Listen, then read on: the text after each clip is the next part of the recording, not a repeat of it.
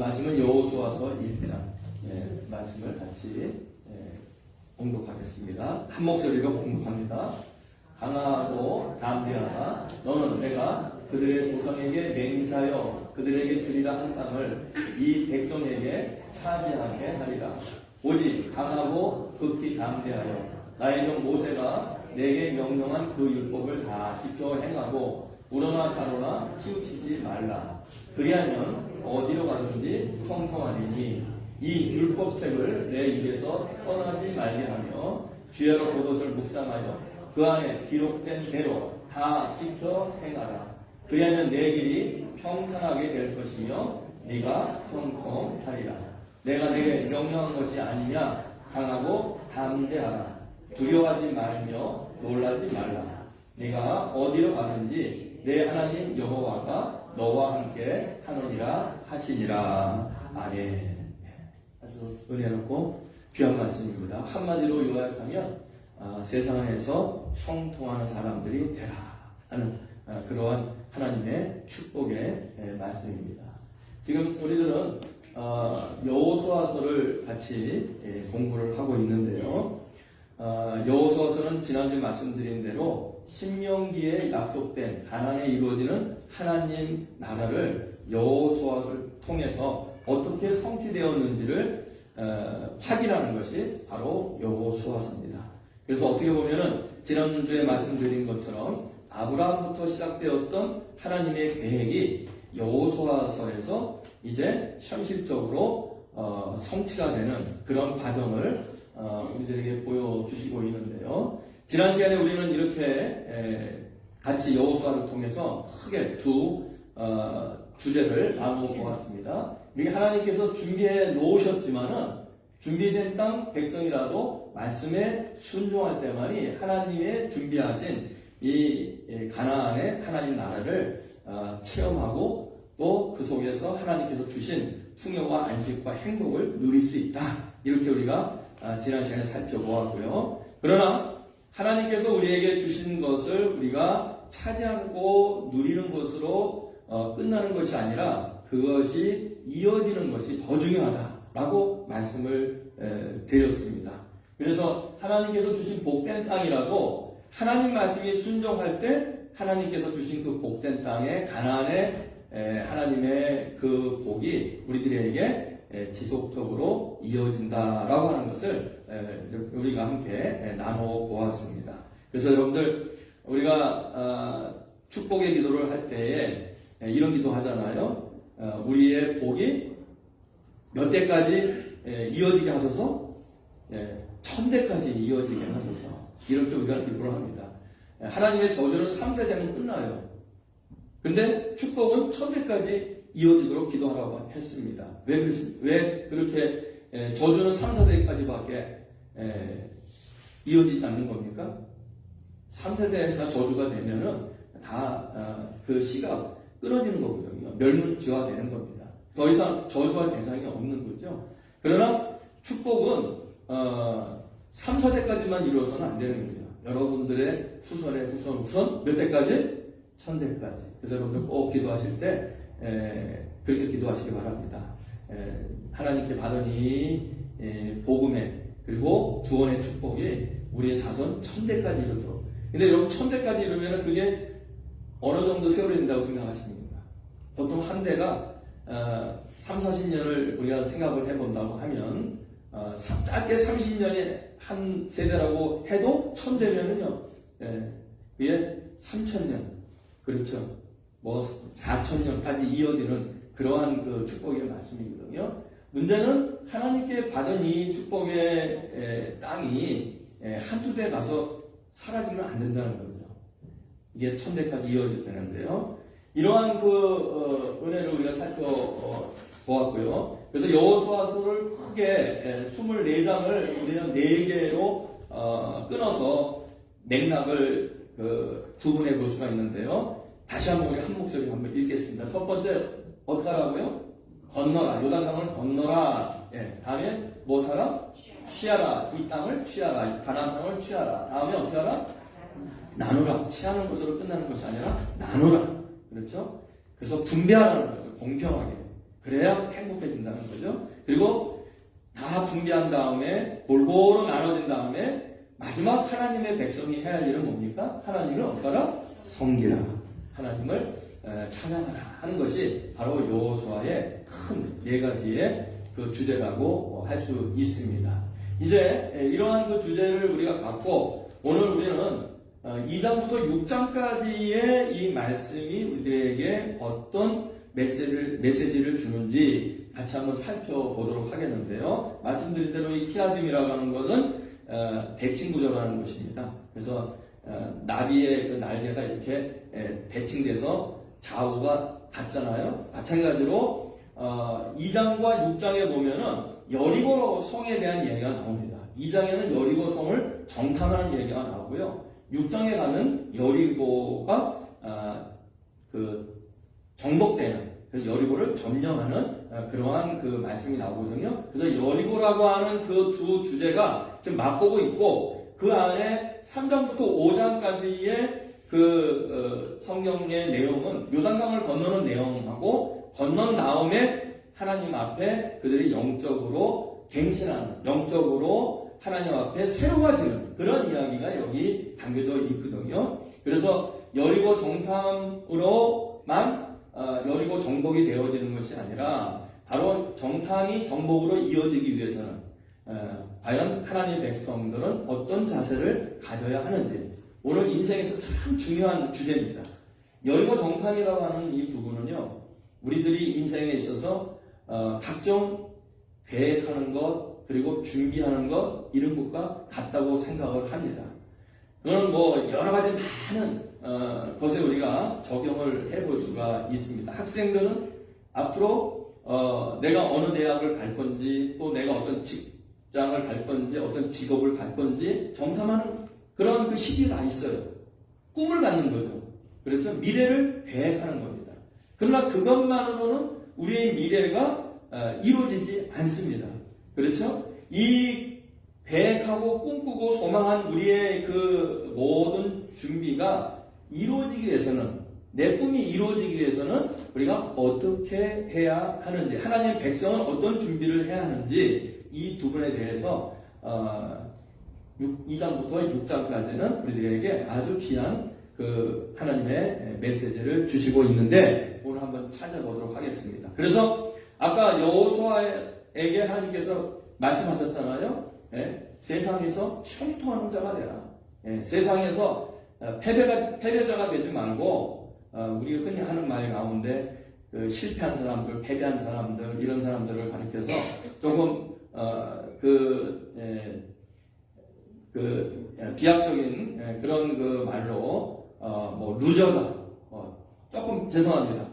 어떻게 보면은 아이들께 하는 말로 좀 표현하자면은 참 찌질한 인생이다. 이렇게 말할 수도 있거든요. 그렇게 살지 말라는 거예요, 하나님께서는. 하나님 백성은 세상에서 말하는 루저도 되지 말고 찌질한 인생도 되지 말라는 거예요. 아까 여호수아에게 말씀하셨잖아요. 형통하라고 했어요. 강하고 담대하라고 했습니다. 여러분, 이 세상 속에서 여러분들 하나님의 백성, 하나님의 자녀로서 세상 사람들에게 진멸을 하지 마시고 가슴 펴고 그리고 세상에서 강하고 담대하게 살아가는 여러분 되시기를 주님의 이름으로 축원합니다. 그러나 그런 소망 꿈이 있을지라도 정말 이루어지는 것은 원인이 있다는 거예요. 오늘 이 부분에 대해서 한번 같이 살펴보도록 하겠는데요. 먼저 여리고 정탐과 정복의 그 담겨진 그 의미가 무엇인지를 좀 같이 먼저 살펴보도록 하겠습니다. 여리고 정탐하고 정복 가운데에 하나님이 원하셨던 것은 무엇인가 하면 한번 읽어보실까요? 가나안 족속들에게 하나님이 누구인지 증거되기를 원하셨던 거예요. 다시 말하면은 가나안 족속들은 하나님을 모르는 족속들이었습니다. 그렇기 때문에 그들에게 하나님이 어떤 분인지를 하나님께서 알려주시기 위해서 정탐과 정복의 사건을 이용하셨거든요. 자, 정탐할 때에 라합이라고 하는 그 여인의 고백을 한번 보도록 하겠습니다. 가나안에 살던 사람들이 어떻게 우리 하나님에 대해서 깨닫고 있는지 한번 살펴보도록 하겠습니다. 다시 한번 읽어보겠습니다. 나는 여호와께서 이 땅을 당신들의 백성에게 주셨다는 것을 압니다. 우리가 무서워하는 것은 무엇입니까? 여호와께서 당신들을 도우셨기 때문입니다. 우리는 당신들이 이집트에서 나올 때 여호와께서 홍해의 물을 마르게 하신 사실을 들어서 알고 있습니다. 이 모든 이야기를 들었을 때 우리는 너무나도 무서웠습니다. 지금 이성 사람들은 당신들과 싸우는 것을 두려워하고 있습니다. 그것은 당신들의 하나님 여호와께서 위로는 하늘과 아래로는 땅을 다스리는 분이심을 알고 있기 때문입니다. 제가 내 아버지와 어머니, 형제, 자매들과 그들의 모든 가족을 주겠다고 약속해 주시고 그렇게 하겠다는 증거를 보여주십시오 라고 지금 라합이 고백을 하고 있는데요. 정탐 사건을 통해서 하나님께서 원하셨던 건 무엇인가 하면은 바로 하나님이 어떤 분인가를 그들에게 알려주기를 원하셨다는 겁니다. 여기 보면은 하나님을 몰랐던 이 가나안 족속 가운데 라합이라는 여인은 하나님이 너희를 도와서 여기까지 들어올 것이라고 하는 것을 우리는 알고 있다. 이집트, 애국에서 너희들이 나왔고 그리고 또 홍해를 갈라서 나왔고 여기까지 너희들이 오게 된 것은 누구 덕분이다? 하나님 덕분이다. 하나님이 어떤 분이라고 고백하고 있습니까? 참 놀라운 고백이죠. 위로는 하늘과 아래로는 땅을 다스리시는 분. 여러분, 우리 하나님이 이런 하나님인 줄로 믿으시기 바랍니다. 위로는 하늘, 아래는 땅으로 이 모든 것을 주관하시고 다스리시는 하나님. 그 하나님이 증거되기를 원했던 거예요. 이스라엘 백성들을 통해서, 정탐 사건을 통해서 이것을 그들이 알기를 원하셨던 거고요. 이제 정탐 후, 이제 정복된 다음에 그 땅에 있던 사람들이 하나님을 어떻게 고백하는지 한번 읽어보도록 하겠습니다. 한번 읽어보겠습니다. 그때 아도니 세덱이 어디의 왕입니까? 예루살렘 왕으로 있었습니다. 이때는요, 예루살렘이 아직 이스라엘 백성들의 땅이 아니었어요. 지난주에 말씀드린 대로 예루살렘 성은 이로부터 500년이 지나서 다윗 왕 때 비로소 예루살렘 성을 점령하고 그 성을 수도로 삼습니다. 그러니까는 이때는 예루살렘 성이 좋은 성이었습니다. 불구하고 가나안 족속이 차지하고 있었거든요. 그런데 그 성은 왕이 다스리는 다른 성만큼이나 큰 성이었어요. 강하고 큰 성이었습니다. 그 왕이 뭐라고 하는지 한번 보십시오. 하나님은 어떻게 이야기하는지. 자, 읽읍시다. 시작. 그는 여호수아가 아이를 점령하고 그 성을 완전히 파괴시켰다는 이야기를 들었습니다. 또 여호수아가 여리고 성과 그 왕에게 한 것 같이 아이 성과 그 왕에게도 똑같은 일을 했다는 이야기와 기브온 사람들이 이스라엘과 평화 조약을 맺고 그들과 함께 살고 있다는 이야기도 들었습니다. 아도니 세덱과 그의 백성은 어떻게 했습니까? 이 일 때문에 매우 두려워했습니다. 하나님을 두려워하고 이스라엘 백성들을 두려워하는 그러한 그 결과가 나타났거든요. 다시 말씀드리면은 여리고 정탐과 여리고 정복을 통해서 하나님이 세상에 알리고 싶었던 것은 무엇인가 하면은 바로 하나님을 왕으로 삼고, 그렇죠, 하나님 말씀에 순종하는 이 백성들은 가나안 땅을 차지할 것이다. 다시 말하면 그들이 계획하고 그들이 준비했던 것으로 끝나는 것이 아니라 반드시 그들은 그것을 이루는 그러한 그 성공의 형통의 사람이 될 것이다. 결국 그것을 허락하시는 분은 누구라는 겁니까? 하나님. 그래서 그 땅에서 이스라엘 백성들은 하나님의 보물로, 하나님의 제사장 나라로, 하나님의 거룩한 백성으로 하나님이 예비하신 가나안 땅의 풍요로움과 안식과 행복을 마음껏 누리는, 그리고 천대까지 누릴 수 있는 그런 하나님의 복된 자녀가 될 것이다 하는 것을 하나님께서 알고 싶었던 겁니다. 근데 여러분, 하나님이 이런 계획을 세웠는데 이런 하나님의 계획이 이루어지기 위해서 우리들이 살펴봐야 될 것은 요단강을 건너고 그 후에 영적인 갱신을 하는 이 사건을 통해서 과연 하나님의 백성들이 계획한 것을 이루어 나가기 위해서는 우리는 어떠한 영적인 어떠한 신앙의 모습을 가져야 되는지 여기에 대해서 우리가 한번 이제 집중적으로 살펴보도록 하겠습니다. 그러면 3장과 5장에는 어떤 말씀들이 있는지, 여리고 성을 정탐하고 점령하는 이야기는 아주 유명해요. 그렇잖아요. 여러분들 성경을 많이 안 읽은 사람들도 그런 얘기들은 어디서 얼핏 들었을 것입니다. 여리고 성이 무너져서 이스라엘 백성들이 그 성을 점령했다더라 하는 이러한 얘기를 우리가 많이 들었는데, 사실 이 두 사건보다 더 중요한 것은 이 사건을 일어나게 한 원인, 이것이 정말 중요하다는 거예요. 아까 말씀드렸습니다. 우리가 어떠한 계획을 세웠을지라도 어떤 준비를 했을지라도 그것이 이루어지는 데 있어서는 하나님 백성은 어떤 모습을 가져야 하는지, 이것이 정말 중요하다는 겁니다. 많은 사람들, 아까 학생의 예를 드렸습니다만은, 비즈니스를 가는 사람들은 비즈니스를 계획을 하죠. 그리고 또 준비를 하죠. 그러나 계획과 준비로 끝나면은 아무런 의미가 없는 거예요. 하나님 백성은 형통해야 되는 겁니다. 준비와 계획이 이루어져야 되는 것이고요. 여러분 인생에 있어서 준비하고 계획하는 것으로만 끝나지 말고 준비하고 계획한 것이 정말 이루어지는, 그것이 성취되어지는, 그것이 여러분의 것이 되어지는 그러한 형통한 하나님의 백성들이 되어지기를 주님의 이름으로 축원합니다.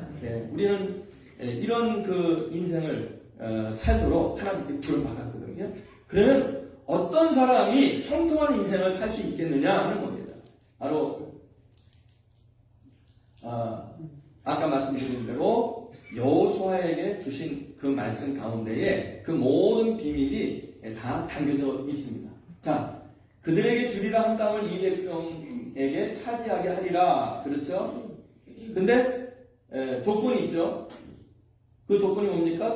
다시 한번 읽어보겠습니다. 그 율법을 다 지켜 행하고 자거나 우러나 치우치지 말라. 그리고 요 보라색 다시 이 율법책을 내 입에서 떠나지 말게 하며 그것을 주야로 묵상하여 그 안에 기록된 대로 다 지켜 행하라. 그러면 형통하는 그런 결과가 주어진다고 하는 것을 말씀하고 있습니다. 이게 큰 주제라고 할 수 있습니다. 자, 하나님의 말씀을 순종하는 하나님의 백성들. 자, 요단강을 건널 때 여러분들 이스라엘 백성들에게 또 하나의 숙제가 생긴 겁니다. 참 하나님께서는 여러 그 과정과 또 사건을 통해서 하나님의 백성을 훈련을 시키는 것 같아요. 이스라엘 백성들이 애굽에서 천신만고 끝에 나왔잖아요. 그런데 그들에게 큰 위기가 닥쳤던 그 사건이 있어요. 뭐냐면은 애굽의 바로가 이스라엘 백성들을 다시 잡아오기 위해서 군사를 보냈습니다. 군사가 오는 것을 보고 이스라엘 백성들이 광야에서 도망가려고 하는데 앞에서 거기에 무엇이 가로막고 있습니까? 홍해가 가로막고 있잖아요. 그래서 거기서 이스라엘 백성들이 원망하기도 하고 불평하기도 하고 또 하나님 앞에 그들이 참 하지 말아야 될 이야기들을 많이 쏟아내었습니다. 그래서 살다 보면요, 우리가 생각한 대로 모든 그 상황과 여건이 주어지지 않을 때가 많이 있어요. 다시 말하면 우리가 계획하고 준비했을지라도 정말 내 힘으로는 건널 수 없는 홍해와 같은 그러한 그 난관과 문제가 우리 앞에 놓여질 때가 분명히 있습니다. 우리는 문제 앞에 놓였을 때에 어떤 자세를 취해야 되는지 하나님께서는 홍해 사건을 통해서 분명하게 알려주셨거든요. 누가 그 홍해를 갈랐습니까? 하나님이 갈라주셨습니다.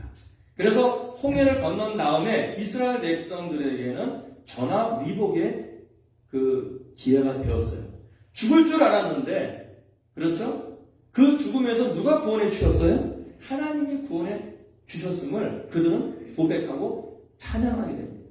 여러분, 우리가 살다 보면 문제와 또 고통스러운 일, 때로는 생각지도 않은 불행한 일들을 당하는 경우가 있거든요. 그럴 때 여러분, 이스라엘 백성들처럼 어리석게 하나님 원망하고 불평하고 하나님 나를 버렸다고 좌절하지 마시고 그때 우리가 꼭 가져야 될 것이 뭐냐면 이것이 기회다.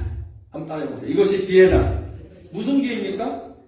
예, 우리 하나님이 나를 얼마큼 사랑하시는지, 우리 하나님이 나를 통해서 하나님의 위대함을 어떻게 드러내신 것인지 이것을 체험할 수 있는, 그렇죠? 이것을 우리들이 경험할 수 있는 기회다라는 그런 소망을 갖고 그때 하나님 앞에 정말로 무릎 꿇고 기도하는 겁니다. 하나님, 세상 사람들은 다 내가 죽는다고 합니다. 세상 사람들은 다 내가 망한다고 합니다. 세상 사람들은 전부 다 내가 불행해진다고 합니다. 그러나 하나님, 홍해를 가르치는 하나님 계시지 않습니까? 하나님 바라봅니다. 하나님 말씀 제가 순종하겠습니다. 하나님 여호수아에게 약속하신 것처럼 이 문제와 불행함 속에서 두려워하고 좌절하지 말고 강하고 담대하게 하나님 나를 하나님께서 인도하여 주시옵소서. 할렐루야. 이렇게 기도하셔야 합니다. 그리고 하나님 보겠습니다. 하나님이 얼마나 위대하신 분인지. 저는 그 하나님을 체험하고 하나님을 찬양하겠습니다. 그리고 이 세상 사람들에게 하나님을 증거하겠습니다. 하나님, 이 고통과 어려움이 나의 인생의 전화위복의 기회가 되게 하옵소서. 할렐루야. 네? 여러분, 꼭 하나님 앞에 이렇게 기쁨으로 기도하세요. 그런데 이스라엘 백성들 자꾸만 하나님의 기적과 역사를 그들이 체험했음에도 불구하고 조금만 어려운 일이 있으면 어떻게 됩니까? 그 하나님이 베푸신 은혜 다 잊어먹고, 정말로 이런 말을 해서는 되는지 모르겠습니다만은 그 이스라엘 백성들의 기억력이 3초밖에 안 되는 것 같아요. 크게 찬양하다가도 금방 또 잊어버리고 금방 또 하나님 원망하고, 그러한 그 불행한 경험들이 이스라엘 백성들에게 있었는데, 자, 이제 요단강을 건널 때도 마찬가지입니다. 지금 하나님께서 예비하신 땅이 앞에 있다고 선언되었는데 지금 들어가야 되는데, 요단강을 보니까 그때 저 헬몬산이라는 곳에서 눈 녹은 그 물들이 요단강을 꽉 채우고 있었습니다. 도저히 건너갈 수가 없는 거예요. 홍해가 가로막힌 것처럼.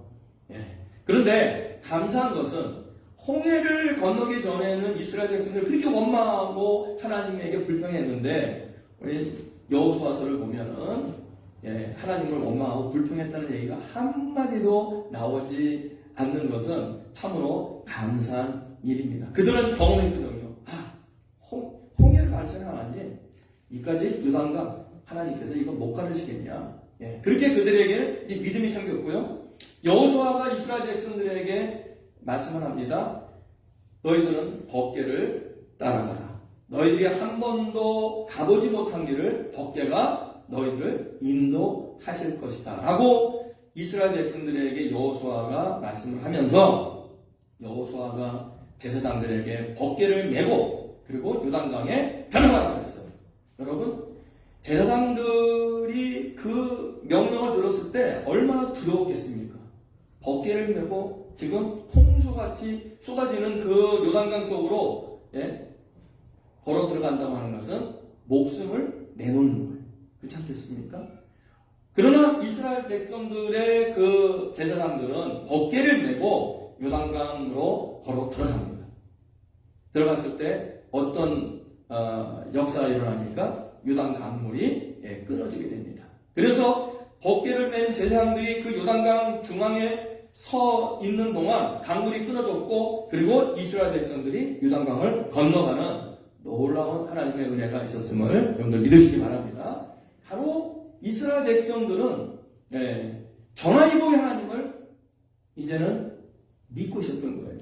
요단강을 만났을 때에 옛날처럼 못 간다, 그리고 왜 우리에게 이런 문제가 생겼느냐 하고 하나님을 원망하고 좌절한 것이 아니라 하나님을 믿자. 하나님의 그 역사심을 믿자. 옛날에 홍해를 갈라주시는 하나님, 그 하나님이 요단강도 갈라주실 것이다 라고 하는 그 믿음 속에서 그들은 무사히 요단강을 이제 건너가게 됩니다. 여러분, 은혜 받은 사람들은요, 제가 잘 말씀드립니다만은 그 받은 은혜를 곱씹고 계속 그 은혜에 대해서 묵상을 하셔야 돼요.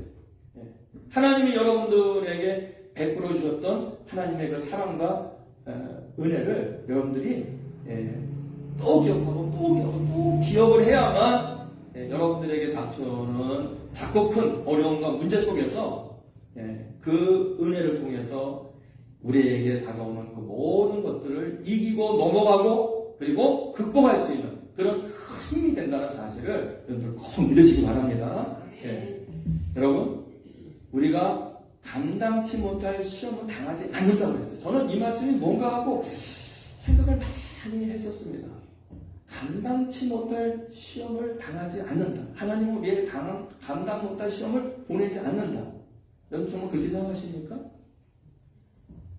여러분, 감당치 못할 시험을 우리에게 주시지 않는다는 것은요, 감당치 못할 시험을 이길 수 있는 그 은혜를 우리가 이미 체험했다는 이야기인 줄로 믿으시기 바랍니다. 어떤 시험과 문제가 있을지라도 그거 하나님이 나에게 과거에 주신 은혜만 기억하면, 나에게 하나님께서 주셨던 하나님의 그 사랑만 기억하면은 이까지 거는 능히 이길 수 있게 된다고 하는 그런 그 하나님의 약속이거든요. 그러므로 한번 따라해보세요. 감당치 못한 시험은 내게 없다. 시험이 안 온다는 거 아니에요, 여러분들. 착각하지 마세요. 시험이 안 온다는 게 아니에요. 아니었습니까? 시험은 옵니다만은, 그러나 우리는 그 시험과 문제를 이길 수 있는 무엇이 있습니까? 믿음이 있다는 거예요. 그래, 하나님의 은혜를 체험했다는 겁니다. 그리고 하나님의 위대하심을 우리는 알고 있다는 겁니다. 그러므로 요단강의 문제가 닥쳐오고 홍해의 문제가 닥쳐올지라도 전화이복의 은혜를 주셨던, 그리고 전능하시고 그리고 위대하신 우리 하나님이 내 하나님인 줄로 내 마음에 믿고 우리가 살아가기만 하면 어떤 것도 우리를 무너뜨리거나 우리를 넘어뜨리지 못하는 것을 여러분들 믿으시기 바랍니다. 이것이 믿음이에요. 요단강을 통해서 그 큰 믿음을 하나님께서 이스라엘 백성들에게 확인시켜 주셨어요. 다시 말하면 정탐의 문제, 정복의 문제, 이거는 하나님이 달렸다는 거예요. 아무리 너희들이 준비하고 너희들이 계획할지라도 그것을 이루시는 분은 누구시라고요? 여호와시고. 할렐루야. 우리가 계획하고 준비할지라도 그것을 이루시는 분은 하나님이십니다. 여러분, 하나님 앞에 이 하나님의 약속을 우리들이 꼭 기억을 하고, 우리 하나님이 이루신다. 우리 하나님이 이 모든 어려움을 이기게 하시고 이것을 복으로, 이거를 하나님께서 우리에게 행복으로 변화시켜 주신다라고 하는 그 믿음 속에서 여러분, 이 세상에서 형통한 하나님 백성 되기를 주님의 이름으로 축원합니다. 그리고는 요단강을 이제 믿음으로 건너갔어요. 제가 이 종교개혁이라는 그 단어를 하나 써놨는데, 우리 스테반 집사님이 10월달 종교개혁 달이거든요. 그래서 이제 찬송가를, 종교개혁과 관련된 찬송가를 우리가 아까 찬양하면 참 은혜스럽고 힘이 생깁니다. 종교개혁, 여러분, 이거는 정말로 우리 한국말에 결안으로 못 깨기, 바위 깨기 같은 그런 사건이었어요. 당시 세상을 지배하고 있었던 교황청의 권위는 우리가 상상할 수도 없을 만큼 큰 권위였습니다. 세상의 왕들을 폐할 수도 있고 또 올릴 수도 있는 그런 권한이 교황에게 있었잖아요. 사람의 생타 여탈권, 옛날 왕이나 되어야 죽고 사람을 죽이고 사는데 그 권한이 있었거든요. 사실 이거 하나님이 있는 건데 당시 교황이 그것까지 주었어요. 사람을 죽이고 살릴 수 있는 그러한 그 시대에 마틴 루터가 그 모든 잘못된 그러한 그 교황의 만행을 개혁하기 위해서 종교 개혁을 시작을 하는데, 여러분 종교 개혁을 하는데 뭐 군사를 모으고, 그리고 또 무슨 첫 버전을 하고, 그리고 뭐 스파이를 보내고 이런 거 하지 않았어요. 마틴 루터가 내세운 종교 개혁의 세 가지의 모토, 주제는 뭐냐면은 첫 번째는 오직 믿음이에요. 한번 따라하세요. 오직 믿음. 하나님을 향한 믿음이에요. 하나님의 그 말씀대로 이 세상을 변화시켜 주실 것이라는 오직 믿음. 두 번째는 마틴 루터가 얘기한 것은 따라하세요. 오직 은혜. 오직 은혜. 하나님의 은혜로만 이 모든 일이 가능할 것이다. 오직 은혜. 그리고 마지막에 무엇입니까? 오직 말씀. 오직 성경입니다. 성경으로 돌아가자. 말씀 속에서 바로 말씀을 우리가 순종할 때에 이 거대한 잘못된 종교 시스템이 무너지고 하나님이 원하시는 하나님의 교회가 이 땅에 존재하게 될 것이다 라고 믿었던 것이 종교 개혁이거든요. 여러분 여기에 군사가 있습니까? 여기에 무슨 병법이 있습니까? 아니잖아요. 그 거대한 시스템과 그 거대한 권력과 싸우는 마틴 루터의 오직 준비한 그 무기는 세 가지였습니다. 믿음, 은혜, 그리고 성경. 여러분 이게 무슨 힘이 있다고 생각하십니까? 믿음, 은혜, 성경. 이게 무슨 힘이 있어 세상을 변화시키냐? 그렇게 생각을 했을 거예요. 그런데 여러분 놀랍게도 그것이 종교개혁을 일으켰고 그것이 종교개혁을 완성하게 만들었단 말이죠. 여러분 오늘날 어떻게 보면 지금 우리가 살고 있는 이 시대가 다시 종교개혁이 일어나야 할 그런 시대라고 생각하게 됩니다. 그런데 여러분 하나님의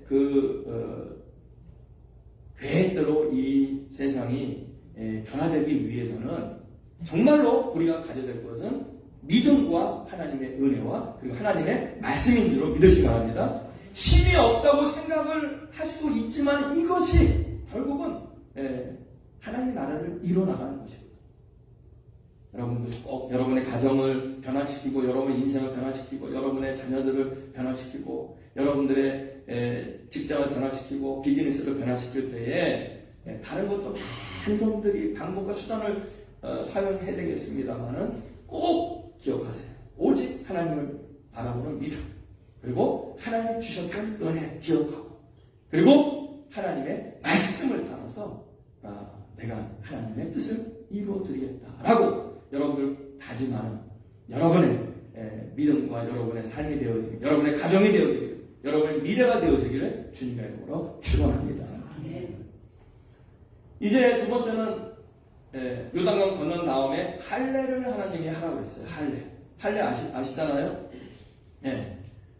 그런데 문제는요, 참 어떨 때는 하나님 명령이 이해 못할 때가 많아요. 보통 사람으로 생각합니다. 왜냐하면 요단강을 건너면 그때부터는 전쟁이거든요. 요단강의 건너감으로 인해서 이제는 적군과 가나안 족속들과 싸워야 되는 그러한 그 위기가 닥쳐지는 것인데, 할례를 행하면요 암만 빨라도 2주일 3주일은 못 움직입니다. 못 움직여요. 그때 할례를 하고 있었을 때에 적군들이 쳐들어온다고 한다면 그냥 속수무책으로 죽고 마는 거예요. 그런데 하나님께서 왜 이렇게 하셨는지, 요단강을 건너기 전에 할례를 하라고 했으면 얼마나 좋았을까. 그렇잖아요. 적군을 만나기 전에. 적군도 요단강을 못 건너와요. 이스라엘 백성들도 못 건너가지만은 지금 너무 물줄기가 커서. 그래서 할례를 행하고 있었을지라도 적군들이 들어올 수가 없어요. 그렇게 하는 것이 이게 정상 아니겠습니까? 그렇죠? 정상이죠. 그런데 하나님께서는 할례를 요단강을 건너기 전에 시킨 것이 아니라 적군들이 지금 시퍼렇게 눈을 뜨고 있는 그 요단강을 건넌 후에 할례를 하라고 하셨거든요. 야, 이거는 정말 따르기 힘든 명령이에요. 어떻게 보면은 하나님 우리 다 죽으라는 것입니까? 왜 건너기 전에 했으면 안전한데 지금 우리를 향해서 시퍼렇게 쳐들어오고 있는 저 적군들이 지금 보고 있는 이 시점에 우리보러 할례를 행하라고 하십니까? 계산적으로 보면 계산이 안 나와요. 어떻게 보면 계산이 안 나오잖아요. 그런데 그때 하나님께서 그들에게 요구하신 것은 뭡니까? 나만 바라봐라. 지금까지 너희들의 힘으로 살았냐? 너희들이 광야에서 어떻게 40년 동안 여기까지 왔느냐? 추우면은 내가 너희들에게 불기둥을 보내주었고, 더우면은 너희들에게 구름기둥을 보내주었고, 먹을 것이 없으면 너희들에게 만나를 주었고, 고기가 먹고 싶다면 뭘 줬어요? 메추라기를 보내주었고, 생각해봐라. 40년 동안 너희들이 무엇으로 살았냐 이거예요. 여러분, 하나님의 은혜 아니겠어요? 하나님이 방편하게 되어주실 거예요. 어떤 적군이 쳐들어올지라도 너에게 나만 바라보면 내가 너희를 다 보호하고 그리고 그 적군들을 알아서 물리쳐 주시겠다. 하나님께서 약속하신 줄로 믿으시기 바랍니다. 그 하나님의 믿음이 없으면 절대로 할례 못하는 거예요. 하나님 말씀 순종 못하는 겁니다. 여러분, 우리가 신앙생활 하면서 어떨 때는 하나님 왜 이런 말씀을 저에게 주셨는지요? 저희가 못한 것 같습니다. 이러면 좀 죽습니다. 그럴 때가 있거든요. 여러분, 그때에 여러분들이 하나님 앞에 무릎을 꿇는 것이 진정한 신앙인 줄로 믿으시기 바랍니다. 하나님 바라보시고 하나님께서 은혜 주실 줄로 믿습니다. 하나님께서 모든 것을 막아주실 줄로 믿습니다. 하나님께서 길 열어주실 줄로 믿습니다. 이렇게 하나님 바라보며 여러분들 말씀에 순종한 여러분 되어주기를 주님의 이름으로 축원합니다. 그리고 할례를 행하라는 건 뭐냐면은 벗어버리는, 할례가 잘라낸다는 거 아니에요? 잘라내는 거예요. 벗어버리는 거예요. 그래서 과거에 있었던 것들 어떤 것일지라도 우리가 하나님 앞에 벗어버리고 하나님의 일꾼이 되어야 된다는 겁니다. 지금 요단강을 건너서 이제 가나안을 점령하는데 이것은 하나님의 군대, 하나님의 군사예요. 이제 내 일을 하는 것이 아니라 하나님이 계획하셨던 것을 내가 하나님의 도구가 돼서 좀 이루어 드리는 거거든요. 요한 웨슬리 목사님이 영국의 종교 개혁을 일으키면서, 부흥을 일으키면서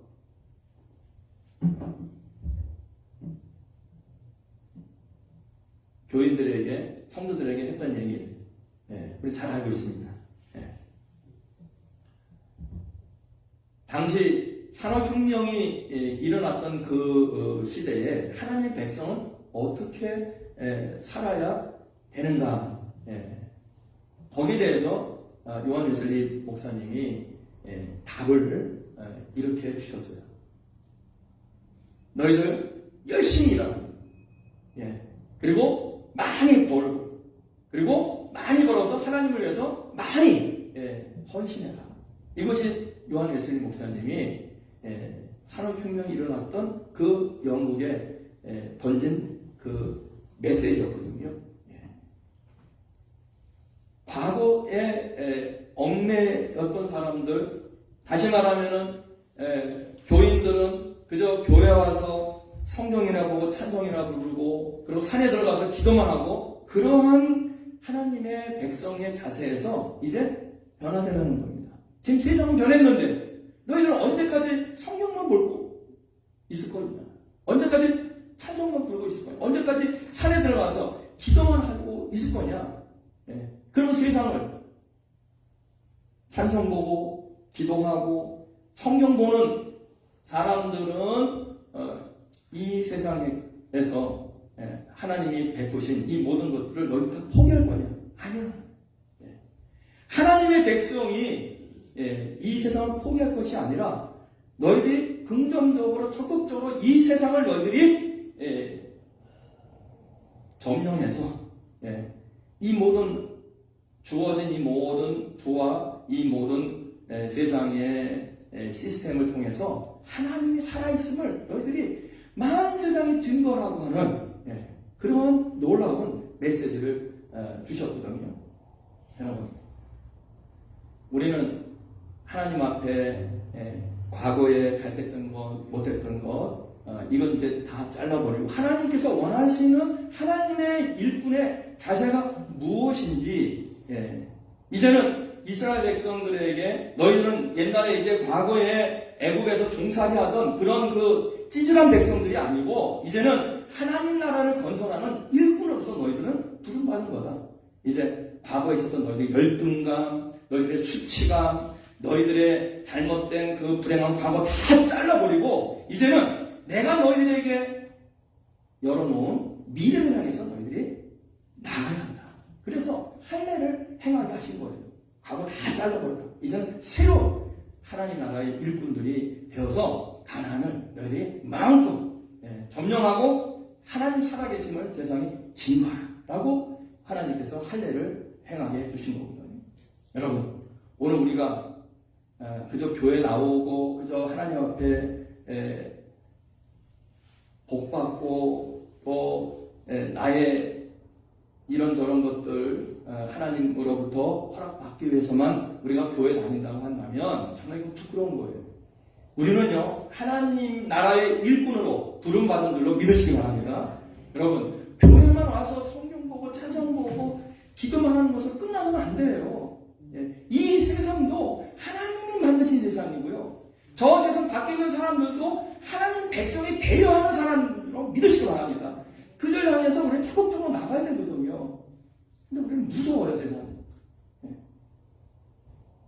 여러분, 오늘 우리가 요단강을 건너서 할례를 행했던, 명령하셨던 그 하나님의 메시지를 꼭 마음에 기억하셔야 합니다. 이제 하나님의 일꾼으로 나가자. 이 세상을 우리가 하나님 나라로 만드는데 내가 새로운 모습으로 내가 나가자. 그리고는 유월절 예배를 그들이 드립니다. 유월절 예배를 드린다고 하는 것은 하나님의 일꾼이 이제 과거를 벗어버렸으면 새로운 하나님 일꾼의 제복을 입어야 된다는 거예요. 예복을 입어야 된다는 거죠. 여러분, 군대 갔다 오신 분 다 알겠습니다만은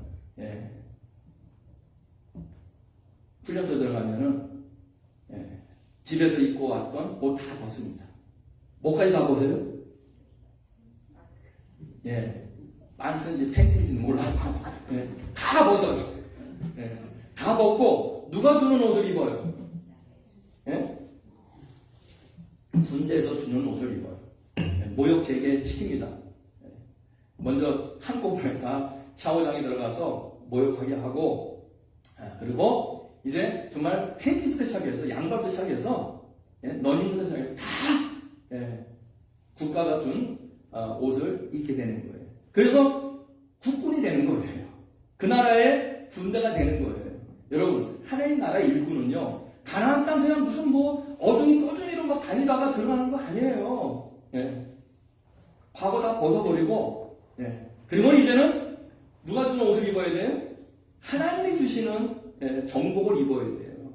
바로 예수 그리스도의 보혈로 씻어서 우리들에게 입혀주신 정말 빛나는 그리스도의 군대의 정복. 바로 그것은 예수의 피로 씻어서 우리가 하나님의 백성으로 하나님의 군사로 이제 거듭나는 그런 시간이거든요. 그래서 과거를 벗어버리고 예수 안에서 새로운 하늘나라 일꾼의 정복을 입고 이제는 우리는 이 세상을 정복하러 나가야 합니다.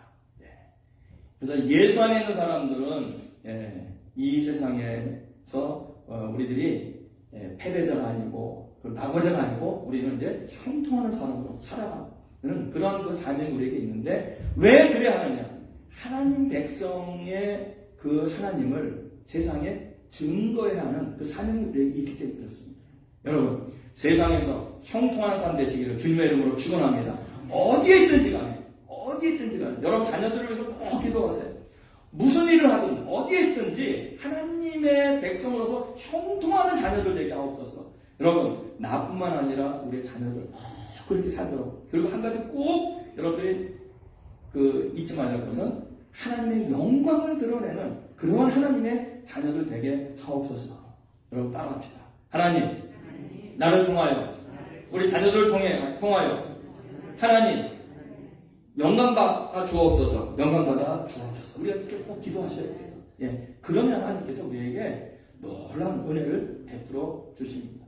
마지막으로 여호수아가 하나님의 군대 장관을 만나요. 천사를 만나는데 그 천사에게 여호수아가 묻습니다. 나를 도우러 왔습니까? 아니면은 나의 적군으로 왔습니까? 그러니까 하나님의 천사 군대 장관이 하는 얘기가 너 신을 벗어라. 다시 말하면은 내가 네 편이라고 적군이라고 너 그거 알려하지 말고 네가 하나님의 편이 되라. 여러분 하나님 백성은 이것을 꼭 기억하셔야 됩니다. 하나님 내 편 되어 주옵소서. 좀 기도 많이 하시잖아요. 내 편 되어 주옵소서. 여러분 그것보다 따라가세요. 내가 하나님 편 되어야 된다. 내가 하나님의 편이 되어지면 저절로 하나님 내 편 되는 거예요. 근데 우리는 하나님 편 되지 않으면서 하나님만 내 편 되자고 그래요. 그러니까 안 되는 거예요. 뭔가 이게 잘 맞지가 않습니다. 그리고 신을 벗어라. 그런 얘기를 해요. 신을 벗어라. 다시 한번 신을 벗어라는 얘기는 나의 종이 되어라 하는 뜻입니다. 종의 자세로 초지일간 하나님의 일꾼으로서 하나님의 사역을 감당해라 하는 겁니다. 마지막으로 결론 드리고 싶은 것은 우리들이 교회에 와서 신앙생활 할 때 꼭 잊지 말할 것이 있습니다. 뭐냐면 신을 벗는 겁니다. 하나님의 종의 자세로 초지일간 하나님의 일을 감당해야 하나님의 나라를 완성하는 귀한 하나님의 일꾼이 될 수가 있는 건데요. 문제는 이소우와의 그런 게 있잖아요. 어떤 주인이 낙 한 마리를 데리고 사막을 여행을 하는데 낮에는 덥고 밤에는 춥잖아요. 사막이라는 곳이. 텐트를 쳤어요. 그래서 이 낙타가 밤에 추우니까는 주인에게 사정을 합니다. 주인님 죄송한데요. 저 바다랑만 좀 들어가면 안 될까요? 그래 발 들어 놓아라. 좀 있다가 이 낙타가 조금 더 용기가 생겨갖고 이제 자기 본분을 잃어놓은 겁니다. 주인님 두 발 좀 들어놓게 해주세요. 그래 들어놔라. 좀 있다가 뭐 합니까? 주인님 그냥 머리 좀 들어가게 해주세요. 그래 들어와라. 좀 있다가 이놈이 자기 또 그 주제를 잃어버리고 어떻게 해요? 주인님 이제는 제 몸통까지 다 들어갑니다. 그리고는 좀 있다가 어떻게 합니까?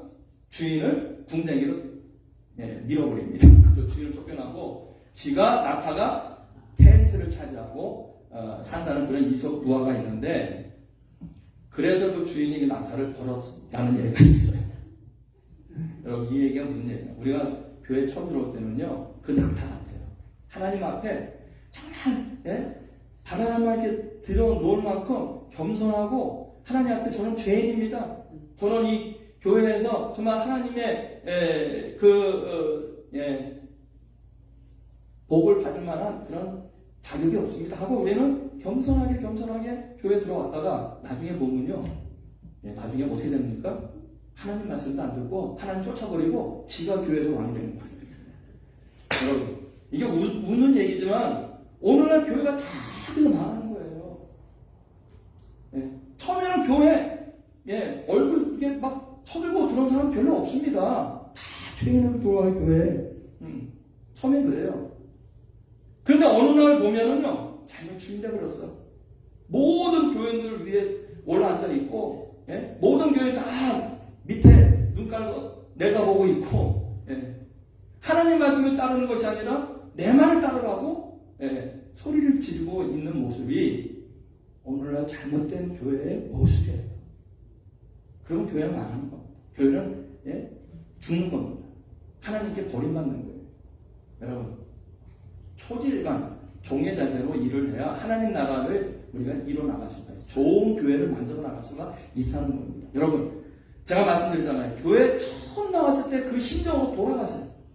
그러면요 우리 교회는 너무나 좋은 교회가 됩니다. 목사도 교회 처음 부임할 때 그 초지일간의 자세로 교회를 섬기게 되고 성도 여러분들도 다 마찬가지입니다. 우리 처음에 교회 왔을 때 소리치면서 들어온 사람 없거든요.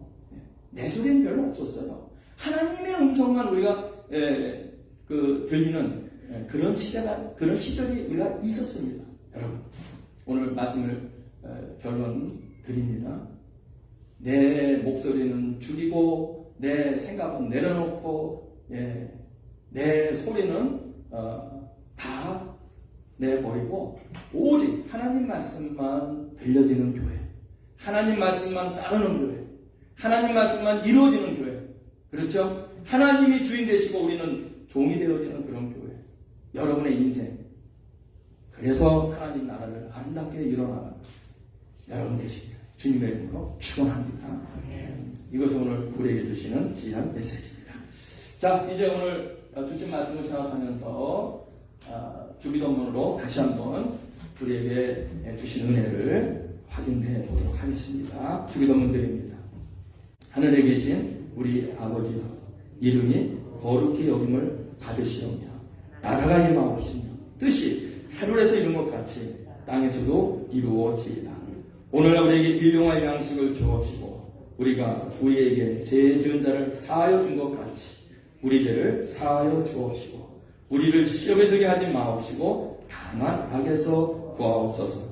대개 나라와 권세와 영광이 아버지께 영원히 있사옵나이다. 아멘.